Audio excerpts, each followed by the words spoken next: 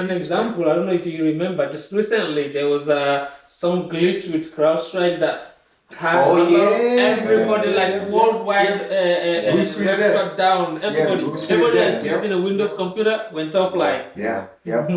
There was a and people thought it was like an international cyber attack. So what Saidu talked about, if you guys remember, was that CrowdStrike had an issue with one of their upgrades. They deployed something out that forced people's servers to restart. But at the end of the day, it was like I think it was a bad DLL file or something like that was deployed out, and it basically caused issues when it tried to start up, and it couldn't find it. So it's like, hey, I can't find this thing that you're telling me to find. There's a mismatch here.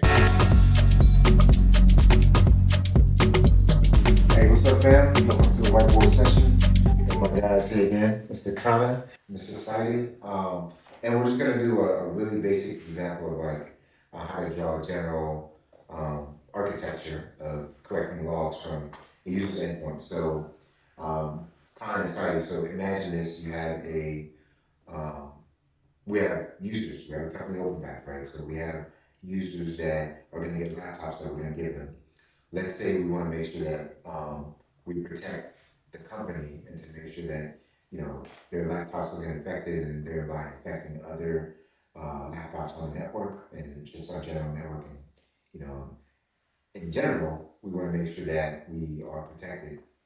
What is something that you would install to kind of make sure from an endpoint standpoint that users' laptops are protected? Kind of you can start from there, and then Saidu, I'd like for you to kind of talk about how we can collect those logs once they're built, and then where we're going to send it to, and how we're going to basically make sure we're protecting long term. So, sure. So, basically, just to keep this real simple, we have, I'm going to put down 3 different, what you might call entities or components, whatever. Okay. One is, let's imagine this is an endpoint. Okay, so endpoint, just imagine it's an endpoint. Okay. Nothing spectacular about that. And then you've got basically, this is a user, right? So this is what we're concerned about. So regardless of what tool we're dealing with, an organization comprises of some of these things. So we've got an endpoint there, you've got a user, and then you have like what you might call a server. So it's called a server, right? So essentially, the user is an employee. The endpoint is almost like a tool for the employee to actually perform their roles. But the information that is on this endpoint or being processed by this endpoint most likely is coming from the server. So there's a lot of interaction between the server and the endpoint. Now, similar to how a lot of these SIEM technologies work, when you have endpoint detection and response tools, EDR tools, or XDR as they call them now, they literally they're all about sort of looking at behavior. So instead of looking at everything that's going on, they're looking for a specific type of behavior. So that they pretty much have a profile for different types of attacks.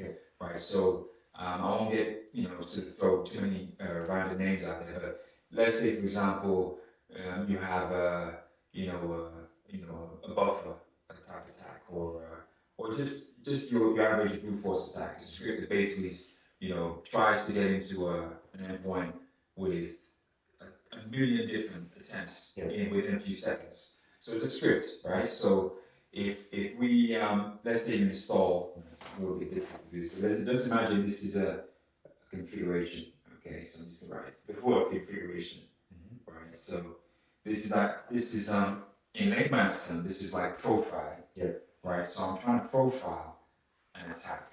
Someone's going to attack either this person, this endpoint, or this server. Most times, the weakest link is the user. So they're going to get in this way. What do we want to do to protect the environment, the actual company? Is to make sure that we train this person, we make them aware of of security standards and everything else. But beyond that, we also protect them against themselves. So there's also identity access management tools and so on that people will use. So what will happen in this case with EDR, like a tool like CrowdStrike Falcon, you actually install an agent, right? You have an agent. Let's imagine the circle one here is an agent, right? So I'm just going to put that out so it stands out. install an agent over here too. Okay, so now I pretty much am able to identify, or should I say monitor, what's going on with these machines. Now, I don't really want to watch everything because it's going to create a whole lot of noise. Yeah. So this configuration, which is basically a setting that I actually put into, let's imagine this is CrowdStrike Falcon here. So I'm going to put a script in here, which will now say, look, if I see a behavior that aligns with this type of pattern, then it is this. Then I want to shut this down, or I want to alert the SOC team to investigate, or whatever. So some tools will just trigger, right? It will trigger if you put conditioning. With endpoint detection and response tools, they look mostly at scripts that are targeting a specific type of behavior, right? So you have that. So you have this. This is this configuration here. Yeah, configuration there, and this individual, because there's not much you can do about the individual because they're unpredictable. Right. Essentially, all you can do with them is just control their identity access. Yeah. The person's trying to get in here, and they're trying to use this machine. If for some reason they leave the door open, so they go in there and click on an email, phishing email that they're not meant to touch, and something downloads or whatever, or someone basically releases a virus of some sort. I mean, there's a multitude of different ways. I wouldn't want to get too. I don't want to distract from the overall viewpoint. Trying to describe it. So essentially, what an endpoint detection response tool does is it says, look, we have studied different types of attacks over the years. We now basically are able to profile these attacks and predict what they might do. So if we sense that something's about to happen, then of course we'll move in. Now, this is when you now have what we call process trees. So you have every time something happens in machine data, it creates a file. If an action takes place, a file is created. So let's imagine something like Explorer .exe, right? So you will see a whole bunch of names like this, .exe, .exe, .exe.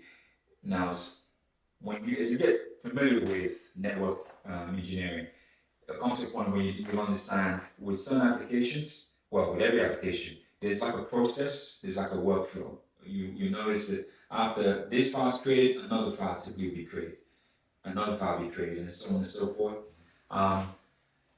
Now, if you see the sequence is making sense, so the file creation, what's happening is sequential and appears normal, then of course there may be no red flags. But if you see basically that there have been attacks in the past, and those attacks have been disguised to look like this particular pattern, then you might put a configuration there to say, we need to double check. Whenever you see Explorer.exe and you see another execution file come up and another one, we want to be able to establish whether or not that's leading somewhere or not. Yeah. Right? So there's the process tree is a big thing with endpoint detection response. The agent installation on the endpoints, the servers, the machines, and identity security as well is a big thing. But the process tree. So like being able to just kind of sequentially identify what's actually happening. If the process starts here, where is it going? It's sort of monitoring each file that's being created at every stage. So I mean, that's sort of really high level. If I start to list out different types of files that get created, they can kind of give you a sense of what particular process is taking place. Yeah. But I think it's the overall concept, which is endpoint detection response looks at behaviors, looks at patterns. And there's almost like a pre-configuration there to say, look, if we see a behavior that we recognize as being this type of attack, flag it. Yeah. Right. So with Falcon, you have even though you'll have engineers who work within the company who actually are in-house, typically speaking, they offer consultancy service. So they have like a sort of SOC team themselves, or 24/7 security there as part of the package. Just to protect your own brand, because the last thing they want to do is give you all that tech and then it still doesn't solve the problem. So they kind of put that in there as well. So so that's like a general bare bone type. Yeah, no, that's good. So just to kind of recap, so at the top up there, you have your endpoint. Yeah. Your endpoint could be a laptop, mobile. It could be like mobile. Yeah. So yeah, endpoint is literally any kind of machine. Yeah. You know, any sort of device. Yeah. Now, storage, of course, is where the information lies. Yeah. So server can be an endpoint as well, right? Yes, it can be an endpoint. Yeah. Yeah. So, in terms of that, I guess that, the naming connection, so this is your client and then this is your server. That's right. So in this case, you're seeing the client is the endpoint where the user is going to interact with. And the server is the one that's going to be. That is right. Client-server relationship is also a very important dynamic. Yeah. That's very key. And then you say configuration, you have a configuration file that's going to be used to customize whatever you want to collect from the user's endpoint. And then that's going to forward its logs to where? It's forwarding its logs. In the case of endpoint, EDR, you might actually have it forwarded to a SIEM tool. So it might be log scale. In some cases, they actually set them up to send to Splunk. So it really depends on what the company prefers to use. A lot of companies actually have Falcon and Splunk working alongside each other, even though they have log scale as their own SIEM. So the key thing is when you collect information and intelligence, you want to store it somewhere. It has to be collected somewhere so you can generate reports, keep it there and refer back and investigate. Some things happen at times. I mean, we've talked about this, haven't we, many times. MTTD, right? So, many times of detection. So, people don't just go into networks and smash and grab things anymore. They go in there, sit down, they just watch and wait. 3 months, 6 months, every day logging in, watching to see, what server is valuable, where's all the authentication information, which one should they focus on, who are the privileged users, who are they, look at the emails, activity, all of that. So while all that's going on, you should be doing your own due diligence and making sure that you're collecting important intel so that you can establish if there's anything in the last couple of months, the last couple of weeks that was suspicious. And then you can always trace back and say, see, this thing is definitely shady. So what you find is that when someone's investigating here, and this is where AI is going to be huge, because the cybersecurity is such a broad area that you want to investigate. Let's say you find something, you get a trigger, CrowdStrike tells you something's happened, it's worth investigating. First thing you do is go and look at the report, the process tree. Get a look at that, okay? Is anything strange there? The next thing you might do is you might go and look at Splunk, right? Look at the logs there and look a bit more holistically around it. And then beyond that, you might even go to something like Virus Photo or look at like third-party intelligence tools where they're just collecting, up-to-date information from anywhere. And then cross-reference, like, is anything you've seen there that someone else has seen recently? Does it look like, a campaign? Well, campaigns, it's pretty much an attack, a group of people who've tried to get into a system at some point. So all of that kind of is quite a tedious process. When someone sees one thing and they have to go to all these different platforms to, try and correlate, is there a linkage here or not? That's a tedious process. And you just imagine if you're in one day, every time something weird happens, you have to react to it, you have to go to 4 different tools. And you have to decide what it's a nightmare.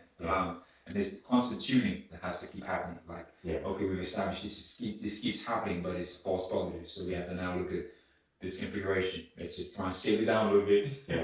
If we see this, let's not flag it anymore. Let's wait and see what comes next. That type of thing. So last question I asked. So these configurations, where do these configurations come from? What do you mean where they come from? In terms of like, do you deploy that from like another tool that manages CrowdStrike? Do you deploy that from your laptop? Do you deploy that from? Does it come with CrowdStrike? Oh, I see what you mean. You have out of box, sort of configurations, but you can also, do yours as well. Well, how do you deploy it? Do you use like a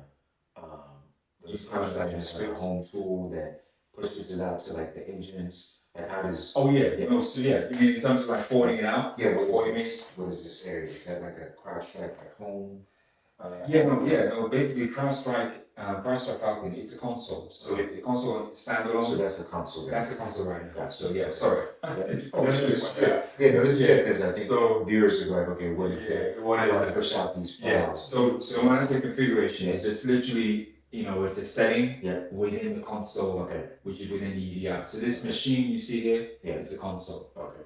So yeah. Okay, so that's the CrowdStrike console there. Yeah. And then you have different configurations. I'm assuming this one is just like it can have its own separate config. Yeah. And then this could be a completely separate. Completely separate. Yeah, that's what it is. Yeah, I mean, you could have thousands of endpoints.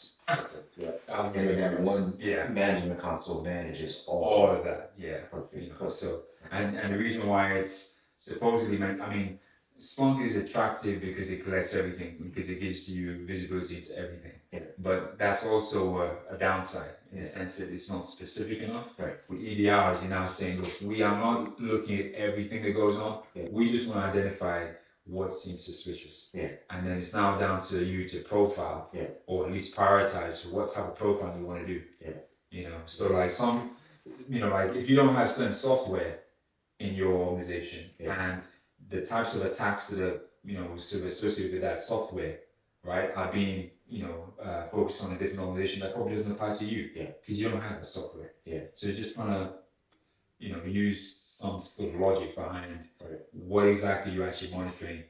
And minor attack is huge as well. So you hear things like this being used, these obsession with minor attack. Well, it's not actually that, it's the hand sign. Well, it's the hand sign here, so, how do you do this? I'm trying to forget the sign now, so. Whatever, that's terrible. It's late Friday night, folks, but it's the and sign, so instead of the A. So the idea is that this organization, the framework, they've come together, they've profiled the, attacks, around the world for years, and they've just compiled almost like a repository of information, and now they're helping engineers like us to then be able to map. So it's like almost like kind of trying to predict what someone might do. So there's this standard, reconnaissance. What are the other ones now? It's Friday night, so I'm struggling here. But basically, the steps you would have after reconnaissance. I know reconnaissance is the first one. There's initial access. There's a bunch of other ones. Now, but the point is that people don't just go into the environment and then jump to attack. You collect information, you observe, then you want to escalate. You want to, identify what the privileges. Like when you're kind of sitting there waiting. Yeah, sitting there, like all this. When we get back to work, you will come back. But it's this logic isn't like mysterious or unique to tech. It's everywhere. If someone wants to rob a bank, you watch it. You see people that go over there, they watch the security guard, look how many cameras are there, look at what is the pattern, when is the security guard, when does he leave the cashier, does he go to the back to have lunch? You want to get to know all of that. It takes weeks, months planning. Same thing with same concept, So they've just studied that and put it into a really comprehensive art form where it's like, now if I see something, you're now thinking, what stage is your attacker at? Is that person at this point or they're the attacking point right now? Because if they're about to hit the home run, they're about to go in for it, then you need to escalate right there and then and move in. But if it's like a reconnaissance, you might be like, okay, I don't think anything's happened yet, but it looks like they're trying to tug at something, trying to get some information from someone.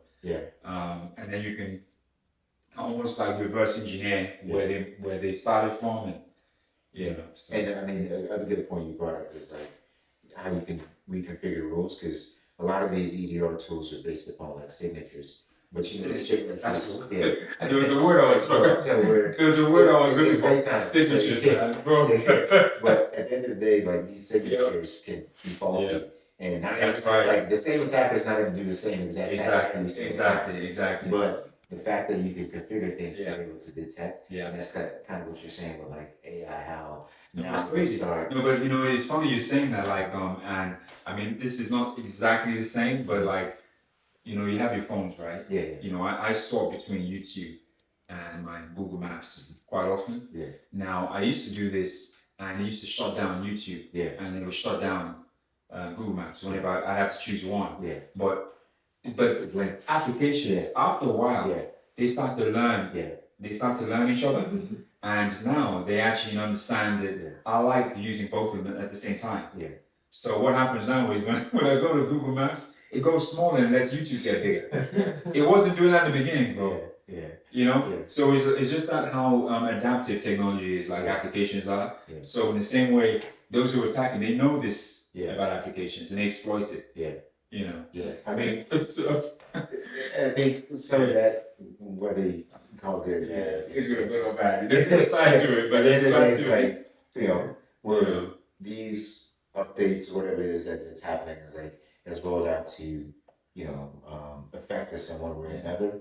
And then from the attacker standpoint, they're also like figuring out ways. For sure. You know, break the Isn't that what is happening always? The attacker is like they will bring out an update when they think the attacker has figured out how to breach the current version, right? That's right. And then we have a new update. Okay, so then there will be like it's constant like battle. I'm trying to break in. I'm trying to make it harder for you. Like, you know. And as you know, we know it's a profession now. Hacking is a profession. You know, it's an actual business model. And the people are just literally hacking and getting paid. That's it's legitimate money. I mean, it's not illegal, but they're doing it and getting away with it. And that's why organizations have blue teams, red teams. That's what criminals. They're hacking. They're hacking. And they're what is going on. Like it's happening. You know, the reason why it's not blown up so much is it's not good for business. If I have a business and I've got a lot of people's information and I got hacked, I don't really want you all to know about it. I'd rather pay them off. And the hackers out there, organizations that will actually hack you and they'll give you everything back. Just pay us the money. You know, and it's really quite it's going fast. So like when we don't hear about it on CNN or whatever, we think, oh yeah, these people are just hyping it up because they want to collect money. You know, cybersecurity engineers want to keep their careers going. No, this is real. This is going on. Like just and a lot of hear about it. organizations are constantly trying to identify what are my vulnerabilities, what are like weak and all of that. So that's why they have red team, blue teams, you know, try to simulate what an attack would look like and how do I prevent that, you know. Cybersecurity is just so broad, man. It's crazy. It's just ridiculous. But yeah, I'm gonna pause there now. Cool. Sorry. You got the power. You got the juice now. Following that. What's the pipeline, man? Cribble start. Let's see. So, that's how you keep it racing. So, we've talked now about the ER tool. So, Kaana has helped us collect data from our endpoints. In this case, our users' laptops. That's how we'll collect that. So now the next step is, okay, what do we do with this data now that's been collected? So now Saidu's gonna actually walk us through like, you know, what that process looks like in collecting the data and then, you know, kind of dumping it to somewhere where you can do switching and all that jazz. Take it over. So I think the idea we are going to use here is Kaana identified already that with the rules that you can configure with CrowdStrike and all of that, we have data that is available that is collected. But so we have tools that we can send this data to analyze it further, and take actions of it and create visualizations of it, create alerts and the reports out of that, and a lot of different use cases. And we have like a lot of tools, and we from talking in this podcast, you would know now that we've said Splunk is our go-to, like it's what we specialize in. We still know the other SIEM tools, but Splunk is the leader in the space, so we use it. So we can easily, this CrowdStrike data, send it to Splunk directly and analyze it there and visualize it and use it for whatever use case that we're looking at, especially in this case, security, right? But we have other tools in the industry. We have Cribble, which is another tool in the space that is used to reduce data. One of the thing with Splunk is expensive. It is the best out there, but it is the licenses. It is expensive. So if you can try to reduce what you send in there, because it's ingest per day. Splunk is like what you ingest daily, you pay for that. So if you can send less, if anything is not necessary, you can eliminate that and send what is only needed. So the format or the layout we're going to use here is the data that we know exists on this endpoint that are collected via CrowdStrike, we're going to, the intention is to send it to Splunk. Okay. But we're going to use like the medium via Cribble. And it's going to go through Cribble. We're going to go and do some reduction of that data there. We're going to manipulate the data, reduce it, and like package it in a nice way, and then send that to Splunk. So I would take care of the Cribble part of it, and Sai would talk about Splunk. So we'll do Cribble. See. So Cribble, as we say, they are in the space of data observability, and like mostly reducing the data that you send. You don't want to mostly a lot of customers, they will tell them, like the way they sell Cribble, they'll say Cribble pays for itself because it reduces the license cost for you for Splunk and these other tools that you are even saving on top of paying for Cribble. So with Cribble, we have different flavors of it. We have Cribble Edge, which is like an endpoint that you can install on the you had an endpoint where you installed CrowdStrike, right? Yeah. You can on that same endpoint install Cribble there and collect the logs. Gotcha. And then forward that to Splunk. We have Cribble Stream, which is a popular flavor of Cribble, which you would configure, like you're not installing the endpoint here, because we know there are limitations sometimes with some endpoints. They don't want you to install a lot of agents on this endpoint. Yeah. So if you have that limitation, you can configure Cribble Stream. So Cribble Stream, then you would just have configuration that would send this data to Cribble. You would do the manipulation and reduction, and then forward that to Splunk. So that's what we're doing. And so let's talk about Cribble now. We're going to use Stream here. I would assume that there are limitations here for us to install the Edge. So we're not going to use Edge. That's why Cribble Stream is more popular. So Cribble Stream, they have a different license usage of it. You can have the cloud version of it where Cribble is managing everything for you. You can have the on-prem version of it. So we can go in detail of this. You can because Cribble is managed by, you have a fleet of servers, and then you have one that is managing all of these servers, right? You have one that is called what is the I forget the name, the server that is managing all of them. Domain controller. No. It's not the captain. It's the Cribble. Cribble master. Cribble master. Master is like leader or something. Yeah, the leader or master. Yeah, the leader. So this is the leader. What it does is all the configs. All configs are packaged here and deployed to all these nodes. So this is the leader node, and these are the worker nodes. So we have the leader and the worker. These ones do the actual work, right? And this is the leader. And all it does not do any of the configuration, any of the hard job. All it does is package the configurations and deploy that to the worker nodes, and the worker nodes then instructions. So configurations are just instructions of what Cribble should do. So those are deployed, and then so those configurations, what are they? In Cribble, we have and we're talking about Cribble Stream here. We have, when the data is coming in, we have what we call sources. So we have the source, the data source, and when the data comes in, so in the source is where we configure how this data should be received. Yeah, Cribble sounds a lot like another tool that we used before, like in terms of the configurations. Yeah, it starts with the S and to the K. Yeah, it is. That's why I say we could eliminate this. They all have the same model. Yeah. Collect the data. And then pass it, and then the same concept. We always expect it to be unique or have something creative, but it's the same thing. And that's why I say the benefit of using Cribble here is the reduction. We're reducing the data. We can manipulate it, or we have companies one thing that I see, one use case for one company that I saw why they use Scribble is they don't want to, because if you're sending your data to Splunk always, right? So the data is in Splunk.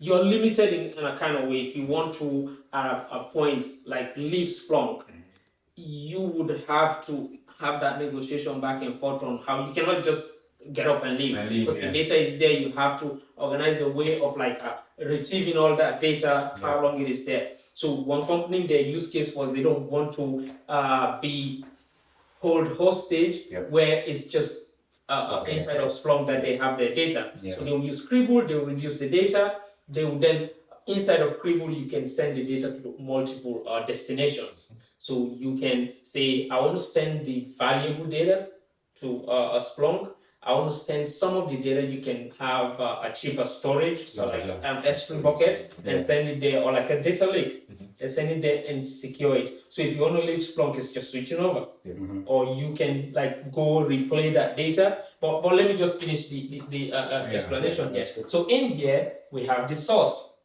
Source is what collects the data. And when the data is collected, it goes through what is called pipelines.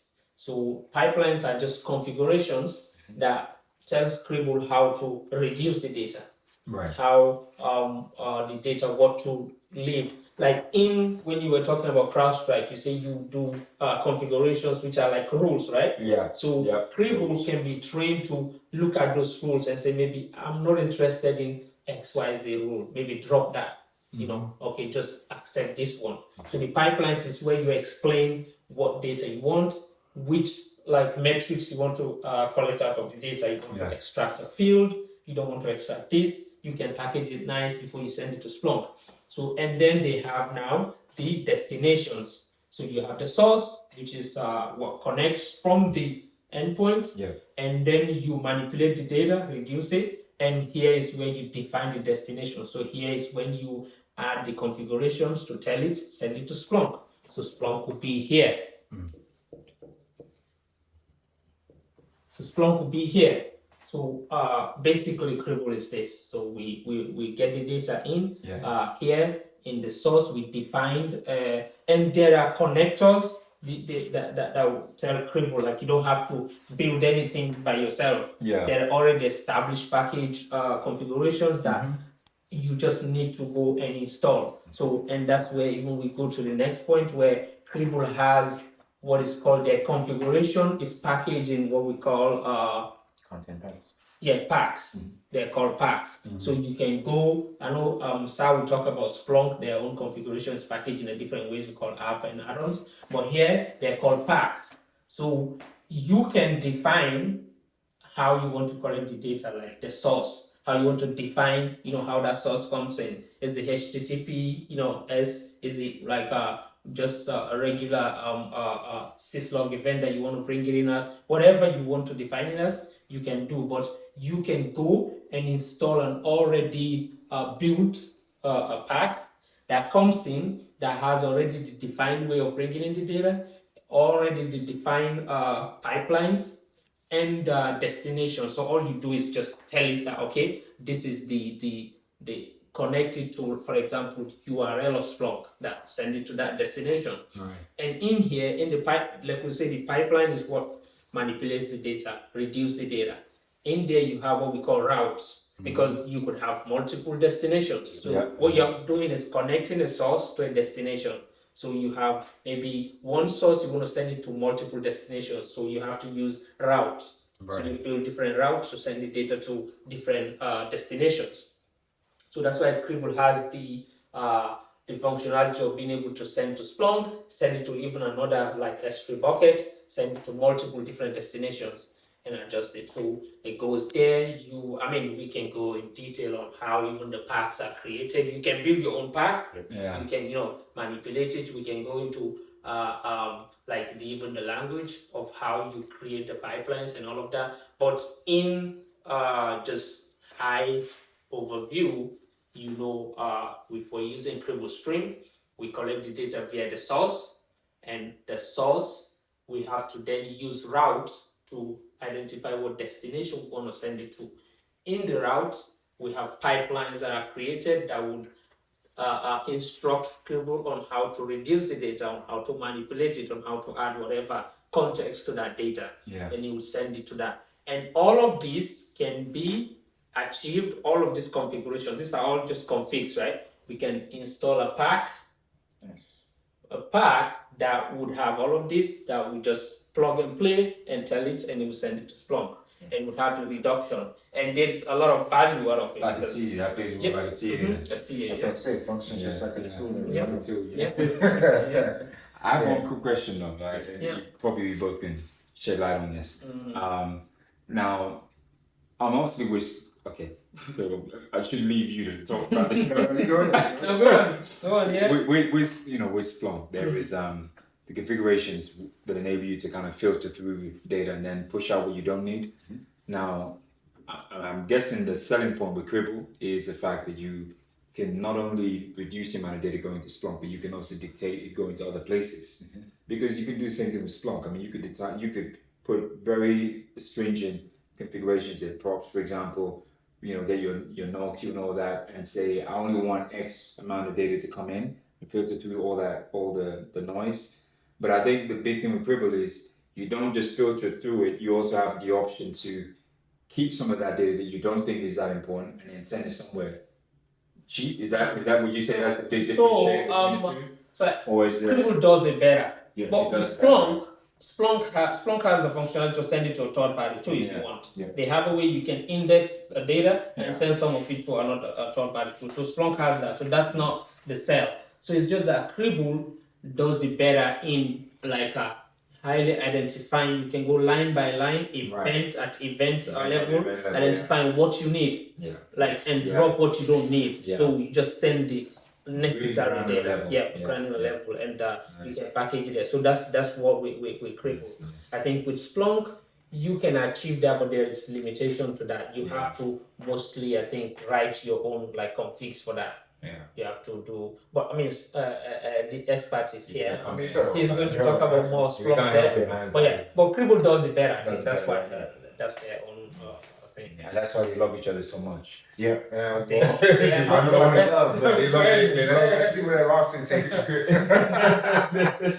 So much brotherly love being shared between them. So, from a stream standpoint, just kind of recapping, just like how we did with comments. So we have stream. So stream gets data that you get. You can say, hey, I want to grab it from XYZ places. I want to put it through the test. The test is I want to send some of it here to Splunk. Maybe I want to send some of it to S3 bucket. Or I want to throw some of this away, and I want to maybe transform this to be like a different format. But let's say you're sending XML or TXT files, and I would transform them to blah blah blah, and then the destination's like, hey, where's this going now? At the end So that's stream, and just like with CrowdStrike, we talked about CrowdStrike having a console. Cribble, in a sense, also has a console. Where this is the leader that sends out configs to the workers, and the workers literally they work like that's what they work. They're in groups. It's called worker groups. So you can put them in groups. Say you do X, Y, Z. So this is one group. So then you can have like a second set of worker groups. And then another tool that likes using those two words together. It starts with the S too, ends with the L, but they always they can't pick you. They all want to share the same names. And then you talked about a pack, so content pack. And the reason I'm bringing this up is like a lot of tools, as different as it seems, they have a lot of concepts that are very similar. So a pack, in a sense, is a bunch of configurations that you have that are developed by the vendor, Cribble, and then some of it's developed by users, the community, that you can use to do basically things that are standard within the community. Similar to CrowdStrike, you have the MITRE attack that Kaana talked about, which has a bunch of signatures that have been identified by Gartner and all these other like super wise folks from the security sector, that they're going to tell you, here's a bunch of signatures that you don't have to build on your own. We have all these things. You can download these to your CrowdStrike console, and then you can push this out to your agents, and then your agents can do the work. Similarly, with Cribble, we have the same thing. that it's built out. You have these packs that can collect syslog, you can collect web logs, you can collect CrowdStrike in this case, and a whole bunch of other stuff that they have built out. Splunk being an endpoint, and I can borrow this if you don't mind, is now we have the data going from here, and then in this case, I think, let's say we're using API to pull this in. The one thing that Saidu talked about is on here, you can set up a content pack in this case that gets installed here that says, hey, here's API credentials that you're gonna need, and you're gonna now reach out to this guy, and you're gonna pull this data, and then once it sends it here, once you get the data, parse it through this pipeline here, put it in this destination box, and then once it gets here, forward this out now to Splunk. So again, we'll just revisit that. You get a content pack that's out in the universe, you download it, this content pack says, hey, you need an API credential. These guys will generate for your API credential, you put that credential in here, and then once you said go, and then it will go grab this credential here, and then, not grab credential, but it would log into here, and then this guy would say, okay, I have a user's computer here. I'm gonna push my configuration here. So then this guy automatically just sends his data here. And then you can have 10,000, 40,000 different users that now are getting these configs that are now going to be deployed to these guys to push their logs to Cribble. So now, whether you have 50,000 workers, 20,000 workers, 20 workers, it doesn't matter. They're all gonna get nice configurations, gonna tell them to push the data here or allow this guy to collect the data from the console. It just depends on the way that you have it set up. Like the console can literally aggregate all the data into the CrowdStrike console and have like a copy of the data in a sense, or you can tell these agents, hey, send your data directly to, our third-party tool. From my recollection with CrowdStrike, it usually collects it from the console itself. How is that how it's typically? Okay, so since it's API, it uses that from the console. Yeah. So in this case, we're just going to assume it's not going to do any of this right here. We're just going to assume it's just going to collect this directly from the console. It's going to initiate the credentials that we give it here. And then once it says, hey, we're good to go, it sends the data collected from 40,000, 50,000, 20, 50, whatever users you have, sends it to Cribble now. Now that the data is here, again, it goes through its nice little funky pipeline here. We say, okay, it needs to be in JSON format. If it's not JSON format, which is JavaScript notation, whatever it is. Mm-hmm. And then once it's there, package that up, send it to Splunk, and then when Splunk gets it, it puts it into a nice thing called an index. And then these index, we'll call this CrowdStrike index. So CrowdStrike. So this would be the CrowdStrike index, right? So this is all data related to CrowdStrike index. And my spelling is horrible. My writing, I should say, is horrible. So this is the CrowdStrike index. So this is just one index. You can have 60, 70, 80, 100, 1,000 indexes. Now there's a limitation, it's, of course with stuff, but let's just say you never hit that limit. But let's say you have like 500 indexes. This could be for CrowdStrike. This one could be for, I don't know, Zscaler, Palo Alto. You have all these different tools from a cybersecurity perspective that you work with. Yeah. That now you can assign different indexes, or you can put it all into one unique index, like EDR. So you can say all my EDR tools, whether it's CrowdStrike, whether it's what's the other one that Sentinel uses? What's the agent that Sentinel? Is it just Sentinel? They have an agent. I think they have another one.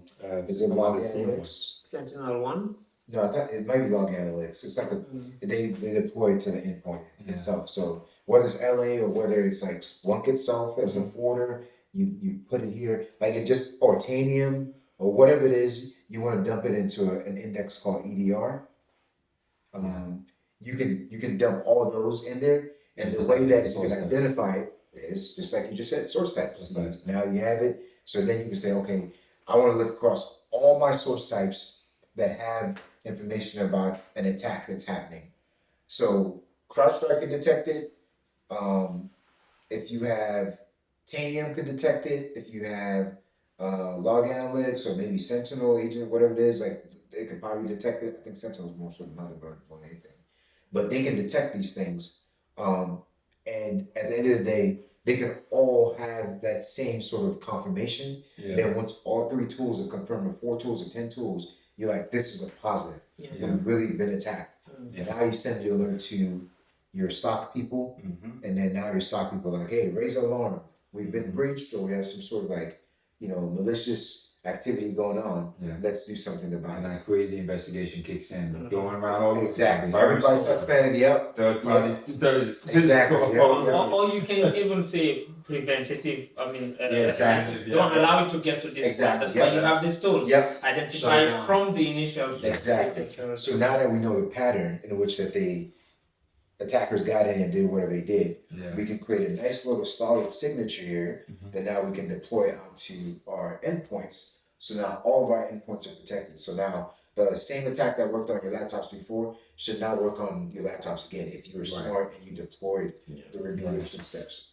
And that's why it's so important to have like 0-day fixes and stuff like that packaged. So like if CrowdStrike has like a vulnerability and then they publish that today and they say, everybody please update your configurations so that you can patch your endpoints because we know there's an issue with our agent. You need to fix that right away, or otherwise all 40, 50, 60,000 users that you have in your company will be affected by that specific vulnerability. Because just an example, I don't know if you remember, just recently there was some glitch with CrowdStrike that had everybody worldwide shut down. Everybody that's using a Windows computer went offline. There was a and people thought it was like an international cyber attack. So what Saidu's talking about, if you guys remember, was that CrowdStrike had an issue with one of their upgrades. They deployed something out that forced people's servers to restart. But then the day it was like I think it was a bad DLL file or something like that was deployed out, and it basically caused issues when it tried to start up and it couldn't find it. So it's like, hey, I can't find this thing that you're telling me to find. There's a mismatch here. So the program never started. But because it's within the kernel, the system can't boot up. So if the operating system can't boot up and things can't get started the right way, then you have a big problem. You start seeing the blue screen of crazy. So these are all things that are like interlaced and interconnected. But at the end of the day, they don't work in silos. But if you can master one at a time, it'll start leading you to other areas. And what we're trying to get at the end of the day here is that when you are trying to get into the tech space, make sure that as you learn and as you grow, you start expanding yourself and you start learning and you start investing your time in understanding how these tools integrate with one another. Because at the end of the day, you're probably going to run into the same exact concepts as we saw here. That's here, that's here, that's here. It's very similar across the board. Is this at the end of the day, it's packaged differently, it's branded differently, but it's still same. It works the exact same, So man, but this is good.